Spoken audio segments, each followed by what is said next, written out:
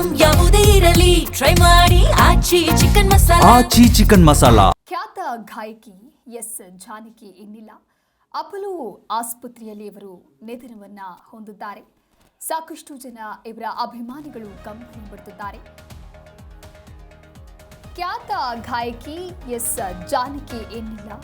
ವಯೋಸಹಜ ಕಾಯಿಲೆಯಿಂದ ಬಳಲ್ತಾ ಇದ್ದಂತಹ ಜಾನಕಮ್ಮ ಚಿಕಿತ್ಸೆ ಫಲಿಸದೆ ಗಾಯಕಿ ಎಸ್ ಜಾನಕಿ ವಿಧಿವಶರಾಗಿದ್ದಾರೆ. ಹೃದಯ ಸ್ತಂಭನದಿಂದ ಗಾಯಕಿ ಜಾನಕಿ ನಿಧನ ಹೊಂದಿದ್ದಾರೆ. ಅಪೋಲೋ ಆಸ್ಪತ್ರೆಯಿಂದ ಅಧಿಕೃತವಾದಂತಹ ಪ್ರಕಟಣೆಯಾಗಿದೆ. ಕನ್ನಡ, ಹಿಂದಿ, ತೆಲುಗು ಸೇರಿದಂತೆ ಸುಮಾರು 17ಕ್ಕೂ ಹೆಚ್ಚು ಭಾಷೆಗಳಲ್ಲಿ 48,000ಕ್ಕೂ ಹೆಚ್ಚು ಹಾಡುಗಳನ್ನು ಇವರು ಹಾಡಿದ್ದಾರೆ, ಬರೆದಿದ್ದಾರೆ.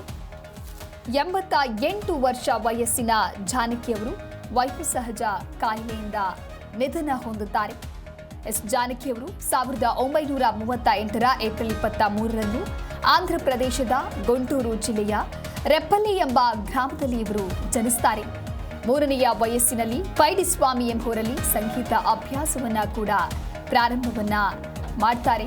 ದಕ್ಷಿಣ ಭಾರತದ ಗಾನ ಕೋಗಿಲೆ ಎಂದೇ ಹೆಸರಾದ ಖ್ಯಾತ ಗಾಯಕಿ ಎಸ್ ಜಾನಕಿಯವರು ಇಹಲೋಕ ತ್ಯಜಿಸಿದ್ದಾರೆ. ಗಾಯಕಿಗೆ 88 ವರ್ಷವಾಗಿತ್ತು. ಇನ್ನು ಅನಾರೋಗ್ಯದಿಂದ ಬಳಲ್ತಾ ಇದ್ರು. ಅದಾದ ನಂತರದಲ್ಲಿ ಇವರನ್ನ ಆಸ್ಪತ್ರೆಗೆ ದಾಖಲು ಮಾಡಲಾಗತ್ತೆ.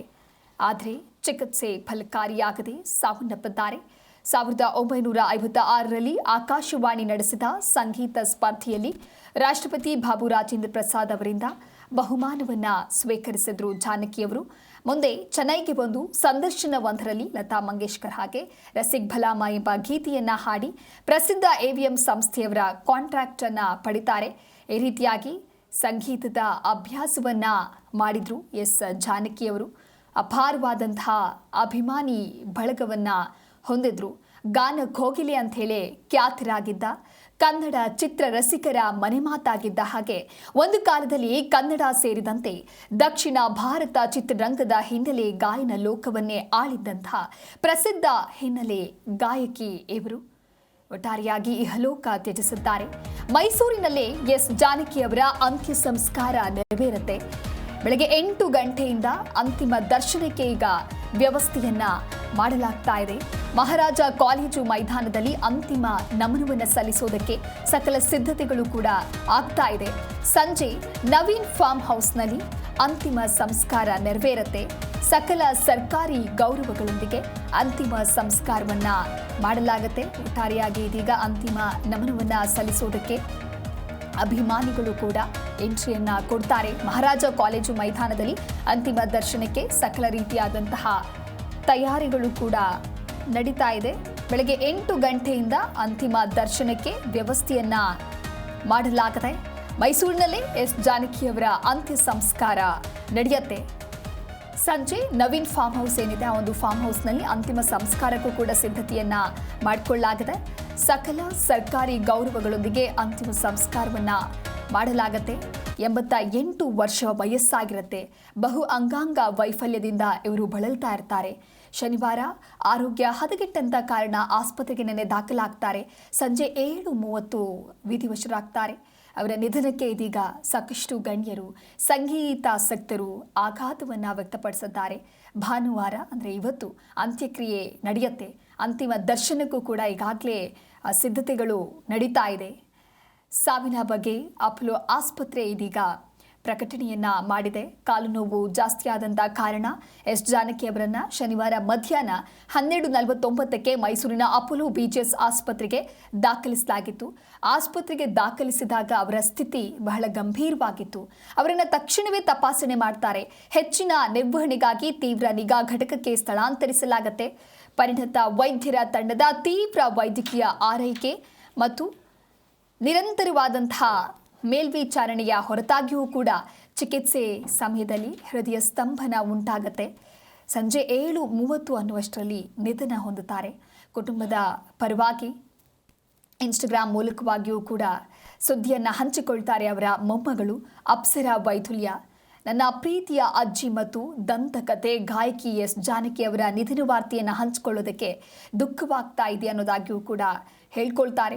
ಮೂಲತಃ ಆಂಧ್ರದವರಾದರೂ ಕೂಡ ಎಸ್ ಜಾನಕಿ ಅವರು ಕಳೆದ ಕೆಲವು ವರ್ಷಗಳಿಂದ ಮೈಸೂರಿನ ಭೋಗಾದಿಯಲ್ಲಿ ಕೇರ್ ಟೇಕರ್ ನವೀನ್ ಮತ್ತು ಪ್ರವೀಣ್ ಎಂಬುವರ ಮನೆಯಲ್ಲಿ ಆಶ್ರಯವನ್ನು ಪಡೆದಿದ್ರು.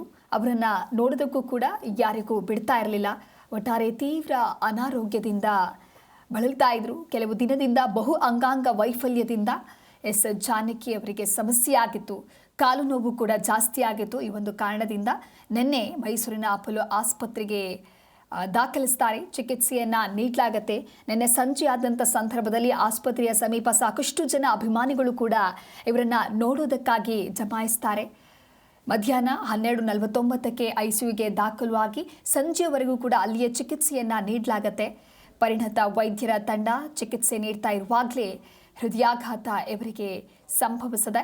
7:30ರ ವೇಳೆಗೆ ಆಸ್ಪತ್ರೆಯಲ್ಲಿ ಖ್ಯಾತ ಗಾಯಕಿ ಇಹಲೋಕದ ಯಾತ್ರೆ ಮುಕ್ತಾಯ ಆಗತ್ತೆ. ಸಾಕಷ್ಟು ಹಾಡುಗಳನ್ನು ಹಾಡಿರ್ತಾರೆ. 17ಕ್ಕೂ ಹೆಚ್ಚು ಭಾಷೆಗಳಲ್ಲಿ ಇವರು ಸುಮಾರು 48,000ಕ್ಕೂ ಹೆಚ್ಚು ಹಾಡುಗಳನ್ನು ಹಾಡಿದಂತಹ ಗಾನ ಕೋಗಿಲೆ ಎಸ್ ಜಾನಕಿ ಅಂತ ಹೇಳಿ ಹೆಮ್ಮೆಯ ಗಾಯಕಿಯಾಗಿದ್ರು. ಎಲ್ಲರ ಅಚ್ಚುಮೆಚ್ಚಿನ ಗಾಯಕಿಯಾಗಿದ್ರು. ಯಾವುದೇ ರೀತಿಯಾದಂಥ ಹಾಡುಗಳನ್ನು ಅವರಿಗೆ ನೀಡಿದ್ರೂ ಕೂಡ ಆರಂಭದಲ್ಲಿ ಹಿನ್ನೆಲೆ ಗಾಯನದ ಮೂಲಕವಾಗಿ ಎಲ್ಲರ ಗಮನ ಸೆಳೆದಿದ್ರು. ಅಪಾರವಾದಂತಹ ಅಭಿಮಾನಿ ಬಳಗ ಹೊಂದಿದ್ದಂತಹ ಗಾಯಕಿ ಇವರು. 88 ವರ್ಷ ವಯಸ್ಸಿನ ಜಾನಕಿಯವರಿಗೆ ವಯೋಸಹಜ ಕಾಯಿಲೆಯಿಂದಾಗಿ ಸದ್ಯ ನಿಧನವನ್ನು ಹೊಂದಿದ್ದಾರೆ. ಅನೇಕ ರೀತಿಯಾದಂತಹ ಬಹುಮಾನವನ್ನು ಸ್ವೀಕರಿಸಿದ್ದಾರೆ ಜಾನಕಿಯವರು. ಚೆನ್ನೈಗೆ ಬಂದು ಒಂದು ಇಂಟರ್ವ್ಯೂನಲ್ಲಿ ಲತಾ ಮಂಗೇಶ್ಕರ್ ಅವರ ರಸಿಕ್ ಬಲಾಮ ಗೀತೆಯನ್ನು ಹಾಡಿ ಪ್ರಸಿದ್ಧ AVM ಸಂಸ್ಥೆಯವರ ಕಾಂಟ್ರಾಕ್ಟನ್ನು ಪಡಿತಾರೆ. 59 ವರ್ಷಗಳ ಅವಧಿಯಲ್ಲಿ 17 ಭಾಷೆಗಳಲ್ಲಿ ಸುಮಾರು 48,000 ಗೀತೆಗಳನ್ನು ಇವರು ಹಾಡಿದ್ದಾರೆ. ಭಾರತದ ಪ್ರಮುಖವಾದ ಭಾಷೆಗಳು ಸೇರಿದಂತೆ ಸಿಂಹಳ, ಜಪಾನಿ, ಲ್ಯಾಟಿನ್, ಅರೇಬಿಕ್ ಒಳಗೊಂಡಂತೆ 17 ಭಾಷೆಗಳಲ್ಲಿ ಹಾಡಿದಂಥ ಹೆಗ್ಗಳಿಕೆ ಕೂಡ ಇವರದ್ದು ಆಗದೆ. ಭಾರತೀಯ ಚಿತ್ರರಂಗದ ಅದ್ಭುತವಾದಂಥ ಧ್ವನಿ ಹಾಗೆ ಸಹಸ್ರಾರು ಅಮರ ಗೀತೆಗಳ ಮೂಲಕ ಕೋಟ್ಯಾಂತರ ಹೃದಯ ಗೆದ್ದಿದ್ದಂಥ ಹಿರಿಯ ಗಾಯಕಿ ಎಸ್ ಜಾನಕಿ ಜುಲೈ 11ರಂದು ಅಂದರೆ ನಿನ್ನೆ ಕೊನೆಯುಸಿರೆಳೆದಿದ್ದಾರೆ.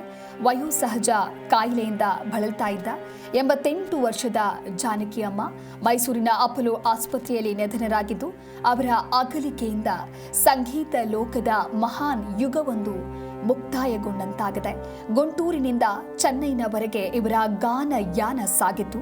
ಜಾನಕಿಯವರು 1938ರ ಏಪ್ರಿಲ್ 23ರಂದು ಆಂಧ್ರಪ್ರದೇಶದ ಗುಂಟೂರು ಜಿಲ್ಲೆಯ ಪಲ್ಲಪಟ್ಲ ಎಂಬ ಪುಟ್ಟ ಹಳ್ಳಿಯಲ್ಲಿ ಜನಿಸ್ತಾರೆ.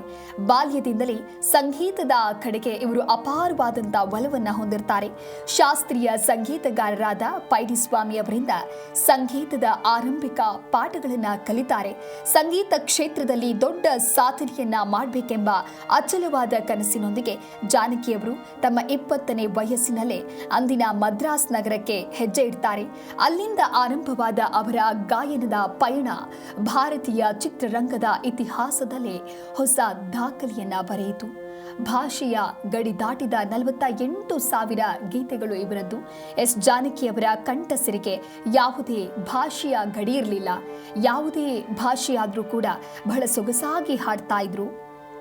ಕನ್ನಡ, ತೆಲುಗು, ತಮಿಳು, ಮಲಯಾಳಂ, ಉರ್ದು, ಹಿಂದಿ, ಸಂಸ್ಕೃತ, ಪಂಜಾಬಿ, ಬಂಗಾಳಿ ಹಾಗೆ ಕೊಂಕಣಿ ಸೇರಿದಂತೆ 20ಕ್ಕೂ ಹೆಚ್ಚು ಭಾರತೀಯ ಭಾಷೆಗಳನ್ನು ಅವರು ಹಾಡಿದ್ದಾರೆ. ತಮ್ಮ ಸುದೀರ್ಘವಾದ ವೃತ್ತಿ ಜೀವನದಲ್ಲಿ ಬರೋಬ್ಬರಿ 48,000ಕ್ಕೂ ಹೆಚ್ಚು ಗೀತೆಗಳಿಗೆ ಧ್ವನಿಯಾಗೋದ್ರ ಮೂಲಕ ಇಡೀ ದೇಶದ ಮನ ಗೆದ್ದಿದ್ರು. ವಿಶೇಷವಾಗಿ ಕನ್ನಡ ಚಿತ್ರರಂಗದಲ್ಲಿ ಅವರ ಸ್ಪಷ್ಟ ಉಚ್ಚಾರಣೆ ಹಾಗೆ ಧ್ವನಿ ಬದಲಾವಣೆಯ ಚಾತುರ್ಯ ಕನ್ನಡಿಗರು ಅವರನ್ನ ತಮ್ಮದೇ ರಾಜ್ಯದ ಗಾಯಕಿ ಎನ್ನುವಂತೆ ಅಪ್ಪಿಕೊಳ್ಳುವಂತೆ ಮಾಡಿತು. ಪೂಜಿಸಲೆಂದೇ ಹೂಗಳ ತಂದೆ, ಗಗನವೂ ಎಲ್ಲೋ ಚೇತನವೂ ಎಲ್ಲೋ, ಒಮ್ಮೆ ನಿನ್ನನ್ನ ಕಣ್ತುಂಬ ನೋಡು, ನಂಬಿದೆ ನಿನ್ನ ನಾಗದೇವತೆಯೇ, ಬರೆದೆ ನೀನು ನಿನ್ನ ಹೆಸರ, ನಗು ನಗುತ್ತ ನಲಿ ಸೇರಿದಂತೆ ಕನ್ನಡದಲ್ಲಿ ಅವರು ಹಾಡಿದ ನೂರಾರು ಹಾಡುಗಳು ಇಂದಿಗೂ ಸದಾ ಹಸಿರಾಗೇ ಇವೆ. ಇವರ ಅಪಾರ ಸಾಧನೆಗೆ ಪ್ರಶಸ್ತಿ ಪುರಸ್ಕಾರಗಳು ಸುರಿದಿವೆ. ಎಸ್ ಜಾನಕಿ ಅವರ ಅಪ್ರತಿಮ ಸಾಧನೆಗೆ ಸಾಲು ಸಾಲು ಗೌರವಗಳು ಇವರನ್ನ ಅರಸಿ ಬಂದಿದ್ವು. ಗಾಯನಕ್ಕಾಗಿ 4 ಬಾರಿ ಅತ್ಯುನ್ನತ ರಾಷ್ಟ್ರೀಯ ಚಲನಚಿತ್ರ ಪ್ರಶಸ್ತಿಗಳನ್ನ ಮುಡಿಗೇರಿಸಿಕೊಂಡಿದ್ರು. ಇದರೊಂದಿಗೆ ದೇಶದ ವಿವಿಧ ರಾಜ್ಯ ಸರ್ಕಾರಗಳಿಂದ ಬರೋಬ್ಬರಿ 33 ಚಲನಚಿತ್ರ ಪ್ರಶಸ್ತಿಗಳಿಗೆ ಭಾಜನರಾಗಿದ್ರು. ಕೇಂದ್ರ ಸರ್ಕಾರವು 2013ರಲ್ಲಿ ಅವರಿಗೆ ದೇಶದ ಪ್ರತಿಷ್ಠಿತ ಪದ್ಮಭೂಷಣ ಪ್ರಶಸ್ತಿಯನ್ನ ಘೋಷಿಸಿತು. ಕರ್ನಾಟಕ ಸರ್ಕಾರದಿಂದ ಗೌರವಾನ್ವಿತ ರಾಜ್ಯೋತ್ಸವ ಪ್ರಶಸ್ತಿ ಹಾಗೆ ತಮಿಳುನಾಡು ಸರ್ಕಾರದಿಂದ ಕಲೈ ಮಾಮಣಿ ಪ್ರಶಸ್ತಿಗಳನ್ನು ಪಡೆದಿದ್ದಂಥ ಅವರಿಗೆ ಮೈಸೂರು ವಿಶ್ವವಿದ್ಯಾನಿಲಯವು ಗೌರವ ಡಾಕ್ಟರೇಟ್ ಪದವಿಯನ್ನ ನೀಡಿ ಪುರಸ್ಕರಿಸಿತ್ತು. ತಮ್ಮ ಮಧುರ ಹಾಗೂ ದೈವಿಕ ಧ್ವನಿಯ ಮೂಲಕ ಭಾರತೀಯರ ಹೃದಯದಲ್ಲಿ ಶಾಶ್ವತವಾದ ಸ್ಥಾನ ಪಡೆದಿರುವ ಜಾನಕಿ ಅಮ್ಮ ಇನ್ನು ನೆನಪು ಮಾತ್ರ. ಅವರ ನಿಧನವು ಇಡೀ ಭಾರತೀಯ ಚಿತ್ರರಂಗ ಹಾಗೂ ಸಂಗೀತ ಕ್ಷೇತ್ರಕ್ಕೆ ತುಂಬಲಾರದಂತಹ ನಷ್ಟ ಉಂಟು ಮಾಡಿದೆ. ಭಾರತದ ಖ್ಯಾತ ಹಿನ್ನೆಲೆ ಗಾಯಕಿ ಎಸ್ ಜಾನಕಿ ಅವರಿಗೆ 2013ರಲ್ಲೇ ಭಾರತ ಸರ್ಕಾರವು ಪದ್ಮಭೂಷಣ ಪ್ರಶಸ್ತಿಯನ್ನ ಘೋಷಿಸಿತು.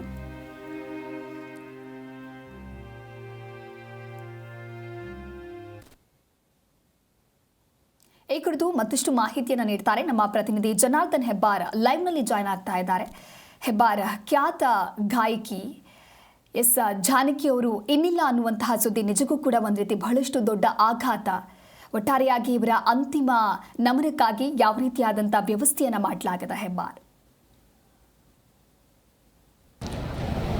ದಿವ್ಯಾ, ನಿನ್ನೆ ನಿಧನ ಆದಂಥ ಜಾನಕಿ ಅವರಿಗೆ ಅಂತಿಮ ದರ್ಶನಕ್ಕಾಗಿ ಇವತ್ತು ವ್ಯವಸ್ಥೆಯನ್ನು ಮಾಡಿರೋದು ಮೈಸೂರಿನ ಮಹಾರಾಜ ಗ್ರೌಂಡಲ್ಲಿ ವ್ಯವಸ್ಥೆಯನ್ನು ಮಾಡ್ತಾ ಇದ್ದಾರೆ. ಬಹುಶಃ ಒಂದು 8:30-9 ಗಂಟೆ ಅಷ್ಟೊತ್ತಿಗೆ ಪಾರ್ಥಿವ ಶರೀರವನ್ನು ಇಲ್ಲಿಗೆ ತಗೊಂಬರ್ತಾರೆ ಅನ್ನೋಂಥ ಮಾಹಿತಿ ಇದೆ. ಸದ್ಯಕ್ಕೆ ಉಗಾದಿಯಲ್ಲಿ ಅವರ ಮನೆಯಲ್ಲಿ ಪಾರ್ಥಿವ ಶರೀರ ಇದೆ, ಅಲ್ಲಿ ಕುಟುಂಬಸ್ಥರೆಲ್ಲರೂ ಕೂಡ ಇರ್ತಾರೆ. ಸಾರ್ವಜನಿಕರಿಗೆ, ಅವರ ಅಭಿಮಾನಿಗಳಿಗೆ, ಗಣ್ಯರಿಗೆ ಎಲ್ಲರಿಗೂ ಕೂಡ ಒಂದು ಅಂತಿಮ ದರ್ಶನಕ್ಕೆ ವ್ಯವಸ್ಥೆ ಮಾಡಿರೋದು ಮಹಾರಾಜ ಗ್ರೌಂಡ್ನಲ್ಲಿ. ನಾವಿಲ್ಲಿ ನೋಡ್ತಾ ಇದ್ದೀವಿ. ಇಲ್ಲಿನ ಸಿದ್ಧತೆಯನ್ನು ಮೊದಲು ತೋರಿಸ್ತೀನಿ. ಪೊಲೀಸರು ಎಲ್ಲರೂ ಕೂಡ ಇಲ್ಲಿ ಜಮಾವಣೆ ಆಗಿದ್ದಾರೆ. ಸಾಕಷ್ಟು ಸಂಖ್ಯೆಯಲ್ಲಿ ಹೆಚ್ಚಿನ ಪೊಲೀಸರನ್ನು ಹಾಕ್ಕೊಂಡಿದ್ದಾರೆ. ಯಾಕಂದರೆ ಬೇರೆ ಬೇರೆ ಭಾಗದಿಂದ, ರಾಜ್ಯದ ಮೂಲೆ ಮೂಲೆಗಳಿಂದನೂ ಕೂಡ ಮತ್ತು ದೇಶದ ಬೇರೆ ಬೇರೆ ಭಾಗದಿಂದನೂ ಕೂಡ ಸಾಕಷ್ಟು ಜನ ಬರುವಂಥ ನಿರೀಕ್ಷೆ ಇದೆ. ಯಾಕಂದರೆ ಎಸ್ ಜಾನಕಿಯವರು ಸುಮಾರು ಒಂದು 17 ಭಾಷೆಗಳಲ್ಲಿ ಗಾಯನವನ್ನು ಮಾಡಿರುವಂಥದ್ದು. ಬೇರೆ ಬೇರೆ 17 ಭಾಷೆಗಳಲ್ಲಿ ಹಾಡನ್ನು ಹಾಡಿ ಅಭಿಮಾನಿಗಳನ್ನು ಸಂಗ್ರಹಿಸಿದ್ದಾರೆ.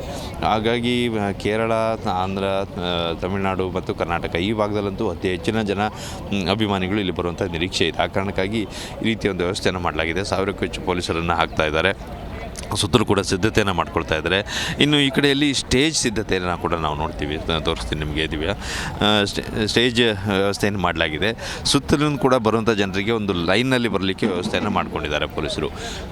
ಇಲ್ಲಿ ನಮಗೇನು ಕಾಣ್ತಾ ಇದೆ, ಪೆಂಡಲ್ ಏನು ಕಾಣ್ತಾ ಇದೆ, ಅದರ ಅಡಿಯಲ್ಲಿ ಪಾರ್ಥಿವ ಶರೀರವನ್ನು ಇಡಲಾಗುತ್ತೆ.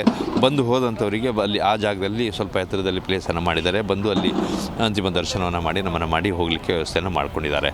ಅಂದರೆ ಸಾಕಷ್ಟು ಸಂಖ್ಯೆಯಲ್ಲಿ, ಹೆಚ್ಚಿನ ಸಂಖ್ಯೆಯಲ್ಲಿ ಜನ ಬರುವಂಥ ನಿರೀಕ್ಷೆ ಇರೋ ಕಾರಣಕ್ಕಾಗಿ ಪೊಲೀಸ್ ಭದ್ರತೆಯನ್ನು ಕೂಡ ಹೆಚ್ಚು ಮಾಡ್ಕೊಳ್ತಾ ಇದ್ದಾರೆ. ಇನ್ನೊಂದು ಕಡೆಯಲ್ಲಿ ಟ್ರಾಫಿಕ್ ವ್ಯವಸ್ಥೆ, ಅಲ್ಲಿಯೂ ಕೂಡ ಟ್ರಾಫಿಕ್ ಪೊಲೀಸರನ್ನು ಕೂಡ ಬೇರೆ ಬೇರೆ ಭಾಗದಿಂದ ಕರೆಸಿ ಇವತ್ತು ಜಮಾವಣೆ ಮಾಡ್ಕೊಂಡಿದ್ದಾರೆ. ಯಾವ ಭಾಗದಲ್ಲೂ ಕೂಡ ಟ್ರಾಫಿಕ್ ಆಗಿ ಸಮಸ್ಯೆ ಆಗಬಾರ್ದು. ಯಾಕಂದರೆ ಸುಮಾರು ಒಂದು 8:30-9 ಗಂಟೆಗೆ ಪಾರ್ಥಿವ ಶರೀರವನ್ನು ಇಲ್ಲಿ ತಗೊಬಂದರೆ 3ರಿಂದ 4 ಗಂಟೆ ಅಷ್ಟೊತ್ತಿಗೆ ಅಲ್ಲಿವರೆಗೆ ಇಲ್ಲಿಗೆ ಅಂತಿಮ ದರ್ಶನಕ್ಕೆ ವ್ಯವಸ್ಥೆಯನ್ನು ಮಾಡಲಾಗಿದೆ. ಗಣ್ಯಾತಿ ಗಣ್ಯರೆಲ್ಲ ಬಂದು ದರ್ಶನ ಮಾಡಿದ ನಂತರದಲ್ಲಿ ಇಲ್ಲಿಂದ ಅವರ ಫಾರ್ಮ್ ಹೌಸ್ ಇದೆ, ಇಲ್ಲಿಂದ ಸುಮಾರು ಒಂದು 20-25 ಕಿಲೋಮೀಟ್ರ್ ಆಗುತ್ತೆ, ಅಲ್ಲಿ ತಗೊಂಡೋಗಿ ಅಂತ್ಯ ಸಂಸ್ಕಾರವನ್ನು ಮಾಡಲಾಗತ್ತೆ ಅನ್ನೋಂಥ ಮಾಹಿತಿ ಇದೆ. ಕುಟುಂಬಸ್ಥರಲ್ಲಿ ಅವ್ರ ಮಗ ಇದ್ದರೂ ಒಂದು 3-4 ವರ್ಷ ಹಿಂದೆ ತೀರ್ಕೊಂಡಿದ್ರು. ಆ ಕಾರಣಕ್ಕಾಗಿ ಕೇರ್ ಟೇಕರ್ ಒಬ್ಬರಿದ್ದಾರೆ, ಅವರು ಇದನ್ನೆಲ್ಲವನ್ನು ಕೂಡ ನೋಡ್ಕೊಳ್ತಾ ಇದ್ದಾರೆ. ಅಂತ್ಯ ಸಂಸ್ಕಾರ ಸೇರಿದಂಗೆ ಎಲ್ಲ ವಿಧಿವಿಧಾನವನ್ನು ಕೂಡ ಅವರೇ ಮಾಡ್ತಾ ಇರೋಂಥ ಮಾಹಿತಿ ಲಭ್ಯ ಆಗಿದೆ. ದಿವ್ಯಾ, ಇನ್ನು ಅವರ ಸಿನಿ ಜರ್ನಿಯನ್ನು ಮೆಲ್ಕಾಗ್ತಾ ಹೋದರೆ ಒಂದಲ್ಲ ಎರಡಲ್ಲ ಸಾಕಷ್ಟು ವಿಚಾರಗಳನ್ನು ಪ್ರಸ್ತಾಪ ಮಾಡ್ಬೋದು. ಅವರಿಗೆ ಪದ್ಮಶ್ರೀ ಪ್ರಶಸ್ತಿಯಿಂದ ಹಿಡಿದು ಬೇರೆ ಬೇರೆ ಪ್ರಶಸ್ತಿಗಳು, ಬೇರೆ ಬೇರೆ ರಾಜ್ಯಗಳಲ್ಲಿ ಕೊಡುವಂಥ ಸಿನಿಮಾ ವಿಚಾರದಲ್ಲಿ ಕೊಡುವಂಥ, ಗಾಯನಕ್ಕಾಗಿ ಕೊಡುವಂಥ ಅತ್ಯುನ್ನತ ಪ್ರಶಸ್ತಿಗಳನ್ನು ಕೂಡ ಸಾಕಷ್ಟು ಪಡ್ಕೊಂಡಂಥವ್ರು. ಮುಖ್ಯ ಭಾಳ ವಿಶೇಷ ಅಂತಂದರೆ ಎಸ್ ಜಾನಕಿಯವ್ರದ್ದು, ಇಲ್ಲಿ ಅವರು ಯಾವುದೇ ಭಾಷೆಯಲ್ಲಿ ಹಾಡನ್ನು ಹಾಡಲಿಕ್ಕೆ ಹೋದರೂ ಸಹಿತ ಆ ಭಾಷೆಯ ಮೂಲವನ್ನು ಅರ್ಥಕೊಂಡು, ಆ ಭಾಷೆಯಲ್ಲಿರುವಂಥ ಸಂಪೂರ್ಣ ವ್ಯಾಕರಣಗಳನ್ನು ಅರ್ಥಕೊಂಡು, ಮಹಾಪ್ರಾಣ, ಅಲ್ಪಪ್ರಾಣ ಇದರಿಂದ ಹಿಡಿದು ಸ್ಪಷ್ಟ ಉಚ್ಚಾರಣೆಯಿಂದ ಹಿಡಿದು ಎಲ್ಲವನ್ನೂ ಕೂಡ ಅರ್ಥಕೊಂಡು ಅದರ ಬಗ್ಗೆ ಆ ಹಾಡನ್ನು ಹಾಡೋದಕ್ಕೆ ಒಂದು ಗ್ರಿಪ್ ತಗೊಳ್ಳೋದಿದೆಯಲ್ಲ, ಅದು ಬಹುಶಃ ಎಲ್ರಿಗೂ ಕೂಡ ಬರಲಿಕ್ಕೆ ಸಾಧ್ಯ ಇಲ್ಲ. ಅಂತಹ ಒಂದು ಚಾಕಚಕ್ಯತೆ ಇರುವಂಥವ್ರು 3 ವರ್ಷದ ಮಗುವಿನ ಧ್ವನಿಯಿಂದ ಹಿಡಿದು ವೃದ್ಧೆಯ ಧ್ವನಿಯವರೆಗೂ ಸಹಿತ ಅವರು ತಮ್ಮ ಕಂಠದಲ್ಲಿ ತೆಗಿತಾಯಿದ್ರು. ಅಂಥ ಒಂದು ವಿಶೇಷತೆ ಇರುವಂಥ ಎಸ್ ಜಾನಕಿಯವರು ಹುಟ್ಟಿದ್ದು ಆಂಧ್ರದಲ್ಲಿ ಆದ್ರೂ ಸಹಿತ ಕರ್ನಾಟಕದ ಮಗಳಾಗಿ ಕರ್ನಾಟಕದವ್ರನ್ನ ಸಂಪೂರ್ಣವಾಗಿ ಅವ್ರನ್ನ ಕರ್ನಾಟಕ ಜನತೆ ಅವ್ರನ್ನ ಸ್ವೀಕರಿಸಿಬಿಟ್ಟಿದ್ರು. ನಮ್ಮವರೇ ಅನ್ನೋಂಥ ಭಾವನೆ ಬರುವಷ್ಟು ರೀತಿಯಲ್ಲಿ ಸ್ವೀಕರಿಸಿದರು. ಡಾಕ್ಟರ್ ರಾಜ್ಕುಮಾರ್ ಅವ್ರ ಜೊತೆ ಇರ್ಬೋದು, SP ಬಾಲಸುಬ್ರಹ್ಮಣ್ಯ ಜೊತೆ ಇರ್ಬೋದು, ಹೀಗೆ ಅನೇಕ ಹಿರಿಯ ಗಣ್ಯ ಗಾಯಕರ ಜೊತೆಯಲ್ಲಿ ಎಲ್ಲ ಕೂಡ ಹಾಡಿದಂಥವರು. ಯಾವುದೇ ವಿಭಾಗದಕ್ಕೆ ಹೋದ್ರೂ ಸಹಿತ ಅದನ್ನು ಅರಿತು ಹಾಡುವಂಥ ಅವರ ಕೆಪಾಸಿಟಿ ಇರ್ಬೋದು, ಇದೆಲ್ಲವೂ ಕೂಡ ಜನರಿಗೆ ಇಷ್ಟ ಆಗಿತ್ತು. ಅವರ ಗಾಯನಕ್ಕೆ ಮನಸೋಲ್ದವರೇ ಇಲ್ಲ, ಅಷ್ಟರ ಮಟ್ಟಿಗೆ ಹೆಸರುವಾಸಿ ಆದಂಥವ್ರು. 2018ರಲ್ಲಿ ನಿಮಗೆ ನೆನಪಿರ್ಬೋದು, ಅವರು ಮೈಸೂರಿನಲ್ಲಿಯೇ ನಡೆದಂಥ ಒಂದು ಕಾರ್ಯಕ್ರಮದಲ್ಲಿ ಇದು ತನ್ನ ಕೊನೆಯ ಸ್ಟೇಜ್ ಪ್ರೋಗ್ರಾಮ್ ಅಂತ ಹೇಳ್ತಾರೆ. ನಾನಿನ್ನು ಬಹಿರಂಗವಾಗಿ ಹಾಡಲ್ಲ, ಅದು ಅಷ್ಟು ಧ್ವನಿ ನನ್ನಲ್ಲಿ ಶಕ್ತಿ ಇಲ್ಲ ಕಾರಣಕ್ಕಾಗಿ ಹಾಡಲ್ಲ ಅನ್ನೋಂಥ ವಿಚಾರವನ್ನು ಹೇಳ್ತಾರೆ. ಅವರು ಕರ್ನಾಟಕದಲ್ಲಿ 1957ರಲ್ಲೇ ಆವಾಗಲೇ ಗಾಯನವನ್ನು ಶುರು ಮಾಡಿದರು, ಕರ್ನಾಟಕದಲ್ಲಿ ಹಾಡನ್ನು ಹಾಡಲಿಕ್ಕೆ ಶುರು ಮಾಡಿದರು. ಅಲ್ಲಿಂದನೂ ಕೂಡ ತಮ್ಮ ಸಿನಿ ಸುಮಾರೊಂದು 5-6 ದಶಕಗಳ ಕಾಲ ಇಡೀ ಕರ್ನಾಟಕದ ಜನತೆಗೆ ಅಥವಾ ಇಡೀ ದೇಶದ ಜನತೆಗೆ ಅವರು ತಮ್ಮ ಸುಮಧುರ ಕಂಠದಿಂದ ಗಾಯನವನ್ನು ಕೇಳ್ಪಡಿಸಿದಂಥವ್ರು. ಒಂದು ಬಾರಿ ಅವರ ಜೀವನದಲ್ಲಿ ಆಕಾಶವಾಣಿಯಲ್ಲಿ ಹಾಡಲಿಕ್ಕೆ ಹೋಗ್ತಾರೆ, ಕಾಂಪಿಟೇಷನ್ಗೆ ಹೋಗ್ತಾರೆ. ಅತ್ಯುತ್ತಮವಾಗಿ ಹಾಡಿದ್ರು ಸಹಿತ ಅವರಿಗೆ ಮೊದಲನೇ ಪ್ರಶಸ್ತಿ ಸಿಗಲ್ಲ, ಫಸ್ಟ್ ಪ್ರೈಸ್ ಸಿಗಲ್ಲ. ಆದಾಗ್ಯೂ ಆ ಸಂದರ್ಭದಲ್ಲಿ ಅವ್ರಿಗೆ ಸಿಕ್ಕಿಲ್ಲ ಅಂತಂದ್ರೂ ಕೂಡ ಬೇಸರ ಮಾಡ್ಕೊಳ್ದೇನೆ ತಮ್ಮ ಸಿನಿ ಜರ್ನಿಯನ್ನು ಮುಂದೆ ಆರಂಭ ಮಾಡ್ತಾರೆ, ಗಾಯನ ಲೋಕಕ್ಕೆ ಕಾಲು ಇಡ್ತಾರೆ. ಅಲ್ಲಿಂದ ಅವರು ಹಿಂತಿರುಗಿ ನೋಡಿದ್ದೇ ಇಲ್ಲ. ಆಕಾಶವಾಣಿಯಲ್ಲಿ ಅವರಿಗೆ ಪ್ರಶಸ್ತಿ ಬಂದಿಲ್ಲ ಅನ್ನೋದು ಕಾರಣಕ್ಕಾಗಿ ಹಿಂತಿರುಗಿ ನೋಡಿದೆ ಯಾವುದೇ ರೀತಿಯಲ್ಲಿ ಬೇಸರ ಆಗದೇ ಮುಂದೆ ನಡ್ಕೊಂಡು ಬರ್ತಾರೆ. ಅದು ಅವರ ಚಾಕಚಕ್ಯ ಆಯ್ತಾಗಿತ್ತು. ಒಂದು ಸ್ಪರ್ಧೆಯಲ್ಲಿ ಸೋತರು ಅನ್ನೋ ಕಾರಣಕ್ಕಾಗಿ ಅಥವಾ ಅವರಿಗೆ ಆ ಒಂದು ಬಹುಮಾನ ಸಿಕ್ಕಿಲ್ಲ ಅನ್ನೋ ಕಾರಣಕ್ಕಾಗಿ ಯಾವುದೇ ರೀತಿಯ ಎದೆಗುಂದದೆ ಮುಂದೆ ನಡ್ಕೊಂಬರ್ತಾರೆ. ಅದು ಅವರಿಗೆ ಮುಂದೆ ಜೀವನದಲ್ಲಿ ಭಾಳ ದೊಡ್ಡ ಯಶಸ್ಸನ್ನು ತಂದುಕೊಡುತ್ತೆ. ಅಂತಹ ಒಂದು ಯಶಸ್ಸನ್ನು ಕರ್ನಾಟಕದ ಜನ ಅದನ್ನು ಎಷ್ಟು ಅನುಭವಿಸಿದ್ದಾರೆ, ಅವರ ಹಾಡನ್ನು ಅಂದರೆ ಎಷ್ಟು ಎಂಜಾಯ್ ಮಾಡಿದ್ದಾರೆ ಅಂತಂದರೆ ಹೇಳಲಿಕ್ಕೆ ಸಾಧ್ಯ ಇಲ್ಲ. ಇವತ್ತಿಗೂ ಸಹಿತ ಎಲ್ಲ ಕಡೆಯಲ್ಲೂ ಕೂಡ ಅವರ ಗಾಯನವನ್ನು ನಾವು ಕೇಳ್ತೀವಿ, ಮಾಡ್ತೀವಿ. ಅಂಥ ಒಂದು ಎಸ್ ಜಾನಕಿಯವರು ಕರ್ನಾಟಕದಲ್ಲಿಯೇ ಅವರ ಒಂದು ಆಸೆ ಏನಿತ್ತು ಅಂತಂದರೆ ಕರ್ನಾಟಕದಲ್ಲಿಯೇ ತನ್ನ ಅಂತ್ಯ ಸಂಸ್ಕಾರ ಆಗಬೇಕು, ಮುಂದೆ ತನ್ನ ಜೀವನದಲ್ಲಿ ಕೊನೆಯ ಹೆಸರು ಕರ್ನಾಟಕದಲ್ಲೇ ಕಳಿಬೇಕು ಅನ್ನುವಂಥ ಒಂದು ಆಸೆ ಇತ್ತು. ಅದರಂತೆಯೇ ಅವರು ಮೈಸೂರಿನಲ್ಲಿ ನೆಲೆಸಿದ್ರು. ಮೈಸೂರಿನಲ್ಲಿ ಫಾರ್ಮ್ ಹೌಸ್ ಕೂಡ ಇದೆ, ಇಲ್ಲಿಯೇ ಅವರ ಅಂತ್ಯ ಸಂಸ್ಕಾರ ಕೂಡ ಆಗ್ತಾಯಿದೆ. ಇಡೀ ಕರ್ನಾಟಕದ ಜನ ಇಲ್ಲಿ ಇವತ್ತು ಬಂದು ಸೇರಲಿಕ್ಕಿದ್ದಾರೆ. ಸುಮಾರೊಂದು ಇನ್ನೊಂದು ಅರ್ಧ ಮುಕ್ಕಾಲು ಗಂಟೆ ಆಗ್ಬೋದು, ಅಥವಾ ಒಂದು 8:30 ಅಷ್ಟೊತ್ತಿಗೆ ಅಂತ ಹೇಳಿ ಒಂದು ಅಂದಾಜಿದೆ. ಪಾರ್ಥಿವ ಶರೀರವನ್ನು ಇಲ್ಲಿ ತೊಗೊಂಬರ್ತಾರೆ. ಅಷ್ಟೊತ್ತಿಗೆ ಇಲ್ಲಿಗೆ ಏನು ಸಿದ್ಧತೆ ನಡೀತಾ ಇದೆ ನಿಮ್ಮ ಭಾಗದಲ್ಲಿ ನೋಡ್ತಾ ಇದ್ದೀರಿ ನೀವು, ಎಲ್ಲ ಸಿದ್ಧತೆ ಸಂಪೂರ್ಣ ಸಿದ್ಧತೆ ಆಗುತ್ತೆ. ಪಾರ್ಥಿವ ಶರೀರನ ತೊಗೊಂಬರ್ತಾರೆ. ನಂತರದಲ್ಲಿ ಗಣ್ಯರೆಲ್ಲರೂ ಕೂಡ ಬರ್ತಾರೆ. ಸಾಕಷ್ಟು ಜನ ಈಗಾಗಲೇ ಬೇರೆ ಬೇರೆ ಭಾಗದಿಂದ ಬರಲಿಕ್ಕೆ ಶುರು ಮಾಡಿದ್ದಾರೆ. ಅಂತಿಮ ದರ್ಶನ ಆಗುತ್ತೆ. ಅದರ ನೇರ ದೃಶ್ಯಾವಳಿ, ಸಂಪೂರ್ಣ ದೃಶ್ಯಾವಳಿಯನ್ನು ಜಿ ಕನ್ನಡ ನ್ಯೂಸ್ನಲ್ಲೂ ಕೂಡ ಜನ ನೋಡ್ಬೋದು.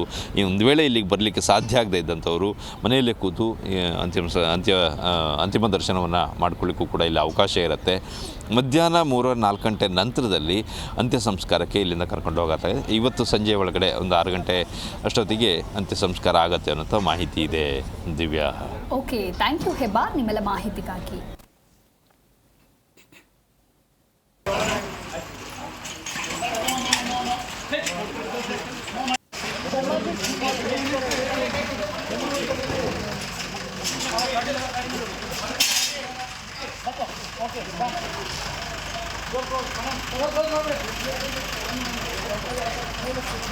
ಒಟ್ಟಾರೆಯಾಗಿ ಮೈಸೂರಿನಲ್ಲೇ ಎಸ್ ಜಾನಕಿಯವರ ಅಂತ್ಯ ಸಂಸ್ಕಾರ ನೆರವೇರುತ್ತೆ. ಮಹಾರಾಜ ಕಾಲೇಜು ಮೈದಾನದಲ್ಲಿ ಅಂತಿಮ ನಮನವನ್ನು ಸಲ್ಲಿಸೋದಕ್ಕೆ ಈಗಾಗಲೇ ಸಾಕಷ್ಟು ವ್ಯವಸ್ಥೆಯನ್ನು ಕೂಡ ಮಾಡಲಾಗ್ತಾ ಇದೆ.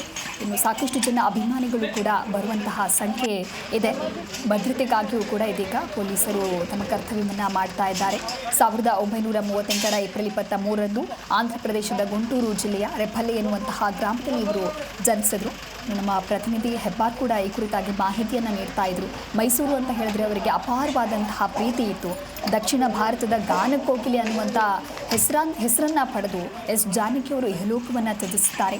ಗಾಯಕಿಗೆ 88 ವರ್ಷವಾಗಿರುತ್ತೆ. ಮೂಲತಃ ಆಂಧ್ರ ಪ್ರದೇಶದವರಾದರೂ ಕೂಡ ಕರ್ನಾಟಕದ ಸಾಂಸ್ಕೃತಿಕ ನಗರಿ ಮೈಸೂರಿನಲ್ಲಿ ಕಳೆದ 2.5 ವರ್ಷಗಳಿಂದ ಇವರು ನೆಲೆಸಿರ್ತಾರೆ. ಮೈಸೂರಿನಲ್ಲಿ ಹುಟ್ಟಿದವರಲ್ಲ, ಆದರೆ ಅಭಿಮಾನಿಯ ಬಾಡಿಗೆ ಮನೆಯಲ್ಲಿ ನೆಲೆಸಿದಂಥ ಎಸ್ ಜಾನಕಿ ಅವರು ತಮ್ಮ ಕೊನೆಯ ದಿನಗಳಲ್ಲೂ ಕೂಡ ಮೈಸೂರಿನಲ್ಲೇ ಕಳೆದಿದ್ದಾರೆ. ಯಾಕೆ ಅಂತ ಹೇಳಿದ್ರೆ ಮೈಸೂರು ಅನ್ನೋದು ಅವರಿಗೆ ಅತ್ಯಂತ ಪ್ರೀತಿಯ ಮೆಚ್ಚಿನ ಊರಾಗಿತ್ತು. ಹಾಗಾಗಿ ಕೊನೆಯ ದಿನಗಳನ್ನು ಕೂಡ ಅವರು ಇಲ್ಲಿಯೇ ಕಳೆದಿದ್ದಾರೆ.